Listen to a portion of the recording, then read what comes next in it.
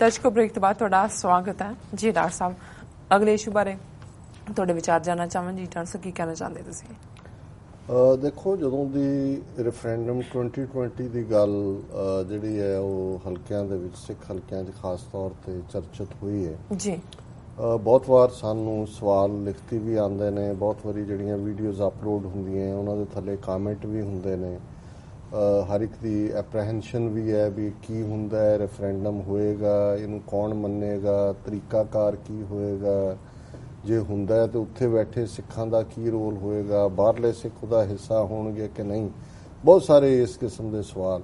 ਲੇਕਿਨ ਇੱਕ ਗੱਲ ਮੈਂ ਸਮਝਦਾ ਵੀ ਜਿਹੜੀ ਚੰਗੀ ਹੈ ਵੀ ਇਹ ਗੱਲ ਜ਼ਰੂਰ ਚਾਰ ਚਫੇਰੇ ਇਸ ਦਾ ਆਧਾਰ ਬਣਿਆ ਕਿ ਰੈਫਰੈਂਡਮ ਦੀ ਗੱਲ ਕਰਨਾ ਜਾਂ ਆਪਣੀ ਆਜ਼ਾਦੀ ਦੀ ਗੱਲ ਕਰਨਾ ਜਾਂ ਆਜ਼ਾਦੀ ਮੰਗਣ ਦੇ ਲਈ ਵੋਟ ਦਾ ਹੱਕ ਇਸਤੇਮਾਲ ਕਰਨਾ, ਇਹ ਅੰਤਰਰਾਸ਼ਟਰੀ ਕਾਨੂੰਨ ਦੇ ਦਾਇਰਾਕਾਰ 'ਚ ਹੈ, ਇਹ UN ਚਾਰਟਰ ਦੇ ਦਾਇਰਾਕਾਰ 'ਚ ਹੈ ਔਰ ਇਹ ਕੋਈ ਗੁਨਾਹ ਨਹੀਂ ਹੈ। ਇਹ ਜਿਹੜਾ ਵਿਦਨ ਦਾ ਐਂਬਿਟ ਆਫ ਦਾ ਲਾਅ ਹੈ ਜੀ। ਔਰ ਪਿਛਲੇ ਪੀਰੀਅਡ 'ਚ ਕਿਉਂਕਿ ਜਦੋਂ ਦੁਨੀਆ ਦੇ ਵਿੱਚ ਜਦੋਂ ਵੀ ਚੇਂਜ ਹੁੰਦੀ ਹੈ, ਭਾਵੇਂ ਉਹ ਜਿੰਨੇ ਮਰਜ਼ੀ ਛੋਟੇ ਤੋਂ ਛੋਟਾ ਹਿੱਸਾ ਵੀ ਹੋਏ, ਉਹ ਵੱਡੀ ਚੇਂਜ ਦਾ ਹੀ ਇਫੈਕਟ ਕਬੂਲਦੇ ਨੇ। ਕਿਉਂਕਿ ਇੱਕ ਵਰਲਡ 1991 ਤੱਕ ਸੀ, ਜਿਹਨੂੰ ਜੇ ਅਸੀਂ ਕਹੀਏ ਵੀ ਸੈਕੰਡ ਵਰਲਡ ਵਾਰ ਤੋਂ ਬਾਅਦ 1945 ਤੋਂ 1991 ਤੱਕ, ਇਹ ਸੀ ਕੋਲਡ ਵਾਰ ਦਾ। ਕਿਉਂਕਿ ਸੈਕੰਡ ਵਰਲਡ ਵਾਰ ਦੇ ਖਾਤਮੇ ਤੋਂ ਬਾਅਦ ਬ੍ਰਿਟਿਸ਼ ਅੰਪਾਇਰ ਦਾ ਸੂਰਜ ਅਸਤ ਹੋਇਆ ਔਰ ਉਹ ਸਿਮਟ ਕੇ ਇੱਕ ਯੂਰਪੀਅਨ ਪਾਵਰ, ਔਰ ਹੌਲੀ ਹੌਲੀ ਹੁਣ ਉਹਦੇ 'ਚ ਵੀ ਉਹਦੀ ਉਹ ਝੰਡੀ ਨਹੀਂ ਰਹੀ ਔਰ ਦੋ ਪਾਵਰ ਜਿਹੜੀਆਂ ਮਰਜ ਹੋਈਆਂ, ਅਮਰੀਕਾ ਔਰ ਸੋਵੀਅਤ ਯੂਨੀਅਨ। ਔਰ ਉਹਦੇ 'ਚ ਐਕਸਪੈਂਸ਼ਨਸ ਡਿਜ਼ਾਈਨ ਦੋਨਾਂ ਦਾ ਹੀ ਸੀ ਆਪਣੇ ਕਿਸਮ ਨਾਲ। ਸੋਵੀਅਤ ਯੂਨੀਅਨ ਨੇ ਹਿਟਲਰ ਈਰਾ ਦੇ ਵਿੱਚ ਦੱਬ ਲਿਆ ਸੀ ਜਿਹੜੀਆਂ ਬਾਲਟਿਕ ਸਟੇਟਾਂ ਨੇ 1932-33 ਦੇ ਵਿੱਚ ਸਮਝੌਤੇ ਦੇ ਤਹਿਤ, ਲਿਥੁਆਨੀਆ, ਲਾਤਵੀਆ, ਐਸਟੋਨੀਆ। ਔਰ ਫਿਰ ਯੂਰਪ ਦੇ ਵਿੱਚ ਵੀ ਜਦੋਂ ਇਨਫਲੂਐਂਸ ਦੀ ਗੱਲ ਹੋਈ, ਉਹ ਭਾਵੇਂ ਕੋਰੀਆ ਹੋਏ, ਵੀਅਤਨਾਮ ਹੋਏ, ਇਹ ਦੋਨੋਂ ਹੀ ਧਿਰਾਂ ਦੇ ਨਾਲ ਖੜੇ ਹੋ ਕੇ ਲੋਕ ਉਹਨਾਂ ਦੇ ਮਰਦੇ ਸੀ, ਇਹਨਾਂ ਦੇ ਹਥਿਆਰ ਵਿਕਦੇ ਸੀ ਔਰ ਇਹਨਾਂ ਦਾ ਇਨਫਲੂਐਂਸ ਵੱਧਦਾ ਸੀ। ਇਹੀ ਹਾਲ ਯੂਰਪ 'ਚ ਸੀ। ਹੰਗਰੀ ਹੋਏ, ਪੋਲੈਂਡ ਹੋਏ, ਚੈਕੋਸਲੋਵਾਕੀਆ ਹੋਏ, ਈਸਟ ਜਰਮਨੀ ਹੋਏ, ਇਹ ਸਾਰੇ ਸੋਵੀਅਤ ਯੂਨੀਅਨ ਦਾ ਇਨਫਲੂਐਂਸ ਸੀ। ਸੋ 1990-91 ਤੱਕ ਪਹੁੰਚਦੇ ਆ ਜਦੋਂ ਕਿ ਇੱਕ ਪਾਸੇ ਸੋਵੀਅਤ ਯੂਨੀਅਨ ਦੀ ਆਰਥਿਕਤਾ ਥੱਲੇ ਨੂੰ ਡਿੱਗੀ। ਉਹ ਇੱਕ ਸਟਾਲਿਨ ਈਰਾ ਤੋਂ ਬਾਅਦ ਜਿਹੜੇ ਹੋਰ ਆਉਂਦੇ ਰਹੇ, ਉਹ ਖਰੁਸ਼ਚੇਵ ਪੀਰੀਅਡ ਔਰ ਜਦੋਂ ਤੱਕ ਮਿਖਾਇਲ ਗੋਰਬਾਚੋਵ ਤੱਕ ਗੱਲ ਆਈ, ਉਹ ਬਿਲਕੁਲ ਟੁੱਟਿਆ, 15 ਹਿੱਸਿਆਂ ਦੇ ਵਿੱਚ ਟੁੱਟਿਆ।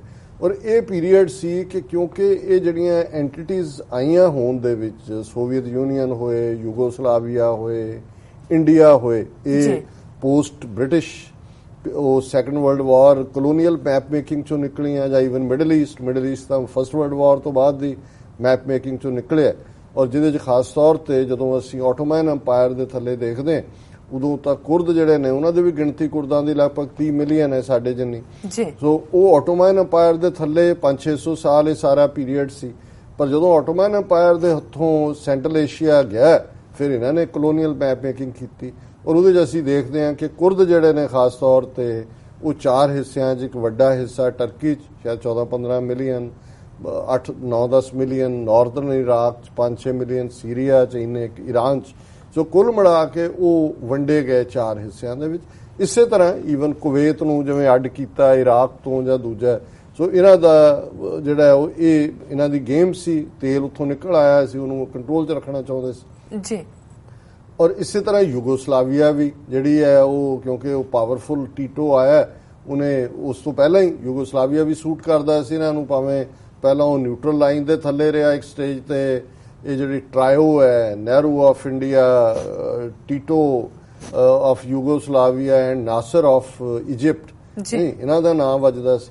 ਲੇਕਿਨ ਉਹ ਵੀ ਇੱਕ ਆਰਟੀਫਿਸ਼ੀਅਲ ਯੂਨੀਅਨ ਸੀ। ਜਿਉਂ ਹੀ ਸੋਵੀਅਤ ਯੂਨੀਅਨ 15 ਹਿੱਸਿਆਂ 'ਚ ਟੁੱਟਿਆ, ਯੂਗੋਸਲਾਵੀਆ ਵੀ, ਸਰਬੀਆ, ਕਰੋਸ਼ੀਆ, ਮੈਸੇਡੋਨੀਆ, ਬੋਸਨੀਆ ਹਰਜ਼ੇਗੋਵੀਨਾ, ਔਰ ਇਹ ਸਾਰੇ ਜਿਹੜੇ ਨੇ ਉਹਦੇ ਖਿੱਤੇ ਬਣੇ। ਔਰ ਇਹ ਸਾਰੇ 'ਚੋਂ ਅਸੀਂ ਦੇਖਦੇ ਹਾਂ ਕਿ ਵੀ ਕਿਵੇਂ ਫਿਰ ਉਹ ਸਾਰਾ ਪਾਰਟ ਜਿਹੜਾ ਉਹ ਨਿਕਲਦਾ ਬੋਸਨੀਆ ਤੇ ਆ ਕੇ ਕਿਸ ਕਿਸਮ ਦੀ ਐਥਨਿਕ ਕਲੀਨਜ਼ਿੰਗ ਹੋਈ, ਮੁਸਲਮਾਨਾਂ ਦਾ ਕੀ ਹਾਲ ਕੀਤਾ, ਯੂਰਪ ਨੇ ਇੰਟਰਵੀਨ ਕੀਤਾ। ਹੁਣ ਇਹ ਜਿਹੜਾ ਟ੍ਰੈਂਡ ਸੀ, ਇਹ ਅਮਰੀਕਾ ਕਿਉਂਕਿ ਸੁਪਰ ਪਾਵਰ ਬਣਿਆ 1991 ਤੋਂ ਬਾਅਦ, ਫਿਰ ਇਹਨਾਂ ਨੂੰ ਲੱਗਾ ਕਿ ਜੀ ਇਹ ਹੁਣ ਸਟਾਪ ਕਰ ਦਿਓ।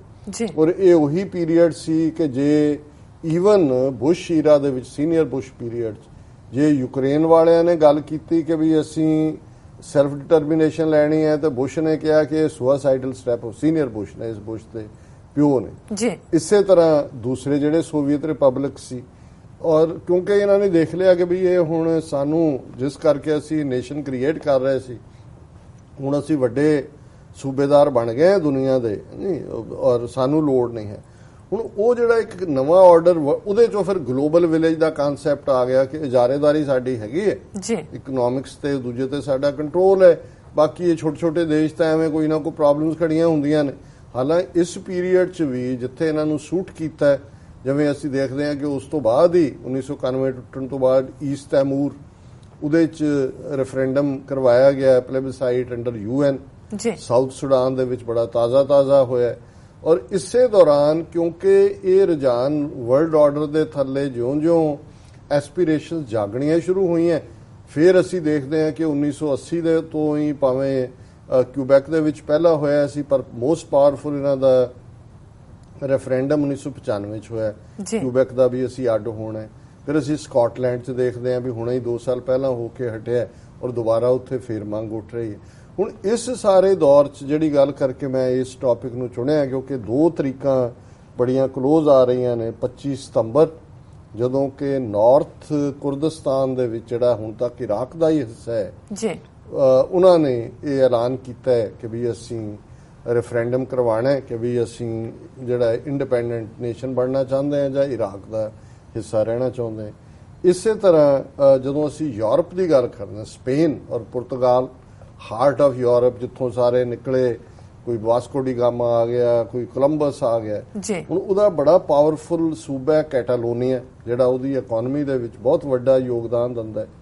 ਔਰ ਉਹਨਾਂ ਨੂੰ ਇਹ ਲੱਗਦਾ ਹੈ ਵੀ ਰਿਸੋਰਸਿਸ ਸਾਡੇ ਕੋਲ ਨੇ ਤੇ ਮੈਦਰੀਦ ਤੇ ਦੂਜੇ ਹਿੱਸਿਆਂ ਨੂੰ ਅਸੀਂ ਖਵਾ ਰਹੇ ਹਾਂ।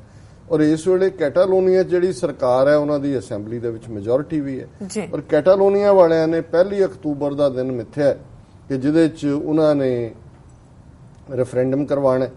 ਹੁਣ ਇਹ ਟਸਲ ਦੋਨੋਂ ਪਾਸੇ ਸ਼ੁਰੂ ਹੋ ਗਈ। ਹੁਣ ਜਦੋਂ ਕੈਨੇਡਾ 'ਚ ਹੋਇਆ, ਕਿਊਬੈਕ 'ਚ ਜਾਂ ਸਕਾਟਲੈਂਡ 'ਚ ਹੋਇਆ, ਜਾਂ ਜਿਨ੍ਹਾਂ ਦੀ ਮੈਂ ਗੱਲ ਕੀਤੀ ਹੈ ਸਾਊਥ ਸੁਡਾਨ, ਜਾਂ ਉਹਦੇ 'ਚ ਹਕੂਮਤਾਂ ਦੀ ਸਹਿਮਤੀ ਸੀ ਕਿਉਂਕਿ ਜਾਂ UN ਦੇ ਥੱਲੇ ਸੀ ਜਾਂ ਇੰਗਲੈਂਡ ਦੇ ਵਿੱਚ ਜਿਹੜਾ ਡੇਵਿਡ ਕੈਮਰੋਨ ਦੇ ਪੀਰੀਅਡ 'ਚ ਹੋਇਆ, ਔਰ ਕੈਨੇਡਾ 'ਚ ਵੀ ਲਿਬਰਲ ਪਾਰਟੀ ਦੇ ਵੇਲੇ ਹੋਇਆ। ਉਹਨਾਂ ਨੇ ਕਿਹਾ ਜੀ ਠੀਕ ਹੈ ਅਸੀਂ ਕਰਵਾਵਾਂਗੇ ਔਰ ਕਰਵਾਇਆ ਵੀ ਉਹਨਾਂ ਨੇ।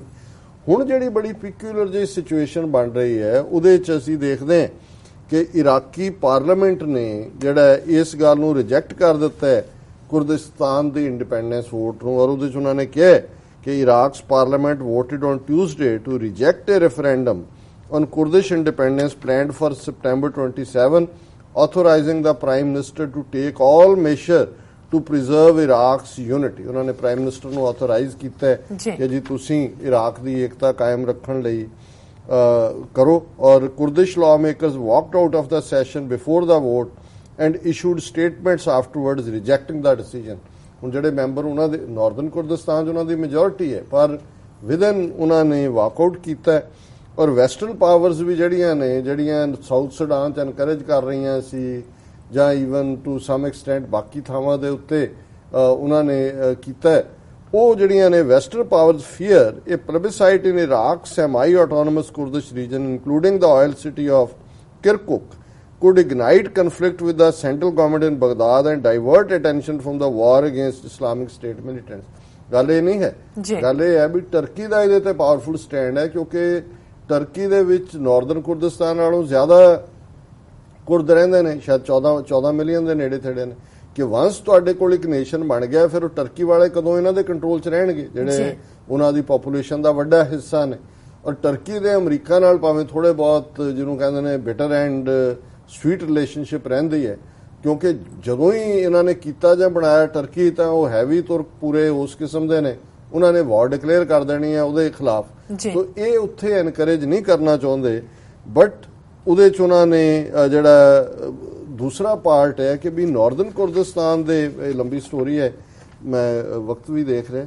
ਨਾਰਥਰਨ ਕੁਰਦਿਸਤਾਨ ਆਪਣੇ ਆਪ 'ਚ ਇੰਨਾ ਇੰਡੀਪੈਂਡੈਂਟ ਹੋ ਚੁੱਕਾ ਹੈ, ਉਹਨਾਂ ਦੇ ਕੋਲ ਆਰਥਿਕ ਸਾਧਨ ਨੇ ਜੀ।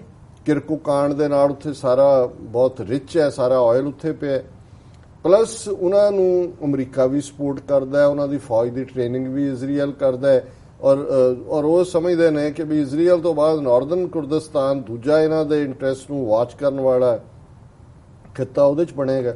ਔਰ ਅਜੇ ਇਰਾਕ ਪਾਰਲੀਮੈਂਟ ਨੇ ਵੋਟ ਨਹੀਂ ਸੀ ਕੀਤਾ ਕਿ ਉਹਨਾਂ ਦੀ ਸਰਕਾਰ ਜਿਹੜੀ ਹੈ ਨਾਰਦਰਨ ਕੁਰਦਿਸਤਾਨ 'ਚ ਉਹਨਾਂ ਦਾ ਲੀਡਰ ਬਰਜ਼ਾਨੀ ਹੈ ਜੀ, ਔਰ ਉਹਨੇ ਕਿਹਾ ਕਿ ਵੀ ਜੇ ਇਰਾਕ ਸਰਕਾਰ ਨੇ ਨਾ ਇਹਨੂੰ ਮੰਨਿਆ ਵੀ ਅਸੀਂ ਤਾਂ ਜ਼ਾਹਰ ਹੀ ਹੈ ਕਿ ਨਾਰਦਰਨ ਕੁਰਦਿਸਤਾਨ ਦਾ ਜਿਹੜਾ ਰੈਫਰੈਂਡਮ ਹੈ ਉਹ ਹੱਕ 'ਚ ਹੋਏਗਾ, ਮੈਜੋਰਟੀ ਕੁਰਦਾਂ ਦੀ ਹੈ। ਔਰ ਉਹਨਾਂ ਨੇ ਕਿਹਾ ਵੀ ਅਸੀਂ ਅਜੇ ਗੱਲਬਾਤ ਸ਼ੁਰੂ ਕਰਨਾ ਚਾਹੁੰਦੇ ਹਾਂ ਆਫਟਰ ਦਾ ਕਿ ਵੀ ਸੀਮਾਵਾਂ ਕੀ ਨੇ, ਪਰ ਜੇ ਇਹ ਨਾ ਹੋਇਆ ਤੇ ਫਿਰ ਅਸੀਂ ਆਪਣੀਆਂ ਸੀਮਾਵਾਂ ਖੁਦ ਤੈਅ ਕਰਾਂਗੇ। ਕਿ ਉਹਨਾਂ ਨੇ ਕਿਹਾ ਕਿ ਜੇ ਇਸ ਕੁਰਦਿਸਤਾਨ ਦਾ ਨਤੀਜੇ ਨਾ ਮੰਨੇ ਇਰਾਕ ਸਰਕਾਰ ਨੇ ਤੇ ਫਿਰ ਅਸੀਂ ਜਿਹੜਾ ਅਸੀਂ ਆਪਣਾ ਆਪ ਹੀ ਇਹਨੂੰ ਡਿਸਾਈਡ ਕਰਾਂਗੇ ਵੀ ਸਾਡੀਆਂ ਬਾਉਂਡਰੀਜ਼ ਕੀ ਹੋਣਗੀਆਂ। ਔਰ ਉਹਨਾਂ ਨੇ ਕਿਹਾ ਕਿ ਵੀ ਬਰਜ਼ਾਨੀ ਨੇ ਚੇਤਾਵਨੀ ਦਿੱਤੀ ਹੈ ਕਿ ਅਸੀਂ ਜੇ ਕੋਈ ਕੁਰਕੁਕ ਦੀ ਹਾਲਤ ਨੂੰ ਕੋਈ ਬਦਲਣਾ ਚਾਹੇਗਾ ਤੇ ਅਸੀਂ ਉਹਦੇ ਨਾਲ ਲੋਹਾ ਲਵਾਂਗੇ, ਲੜਾਈ ਕਰਾਂਗੇ। ਔਰ ਇਸ ਤਰ੍ਹਾਂ ਦੇ ਨਾਲ ਜਿਹੜੇ ਸ਼ੀਆ ਮਿਲੀਸ਼ੀਆ ਨੇ ਉਹਨਾਂ ਦੇ ਕਹਿਣਾ ਕਿ ਕਿਰਕੁਕ ਨੂੰ ਅਸੀਂ ਕਿਸੇ ਆਜ਼ਾਦ ਕੁਰਦਿਸਤਾਨ ਦਾ ਹਿੱਸਾ ਨਹੀਂ ਬਣਨ ਦੇਵਾਂਗੇ। ਔਰ ਇਹ ਜਿਹੜਾ ਸਾਰਾ ਹੀ ਹੈ ਇਸ ਵੇਲੇ ਇਰਾਕ 'ਚ ਕੁਰਦਾਂ ਦੀ ਆਬਾਦੀ 15-20 ਜਿਹੜੀ ਸਾਰੀ ਸਟੋਰੀ ਹੈ ਜੀ, ਔਰ ਇਸ ਦੇ ਮੁਤਾਬਕ ਈਵਨ ਇਹਦੇ 'ਚ ਕੋਈ ਸ਼ੱਕ ਨਹੀਂ ਹੈ ਕਿ ਕੁਰਦਾਂ ਨੇ ਆਪਣੀ ਬਹਾਦਰੀ ਦਾ ਲੋਹਾ ਹਿਸਟਰੀ 'ਚ ਵੀ ਮਨਵਾਇਆ। ਇਹ ਤਾਂ ਹੁਣ ਸਲਾਹਦੀਨ ਜਿਹਨੇ ਚੈਲੰਜ ਕੀਤਾ ਸੀ ਕਿੰਗ ਰਿਚਰਡਸ ਨੂੰ, ਸਾਰਾ ਉਹ ਵੀ ਕੁਰਦ ਸੀ।